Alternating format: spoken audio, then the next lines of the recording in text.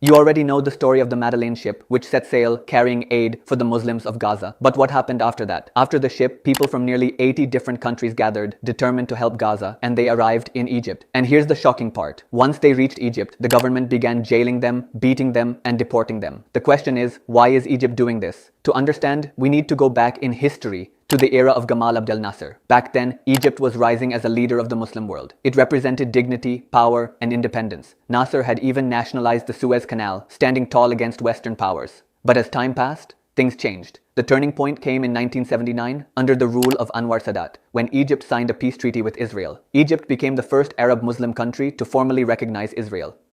And what did Egypt gain from this? First, American aid. Since 1979, Egypt has become the second largest recipient of US foreign aid, right after Israel itself. To date, the US has given Egypt over $85 billion. Second, Egypt regained the Sinai Peninsula, which it had lost earlier in war. Third, special zones were created called Qualifying Industrial Zones (QIZ). The deal was simple. Any product made in these zones could be exported to the US with free trade benefits, on one condition. At least 11% of the input had to come from Israel. Today, Egypt is deeply dependent on Israel, not just for trade, but also for energy and economic survival. Compare Egypt before 1979 to Egypt today. Back then, the national debt was around $1 billion. Today, it has exploded to $165 billion.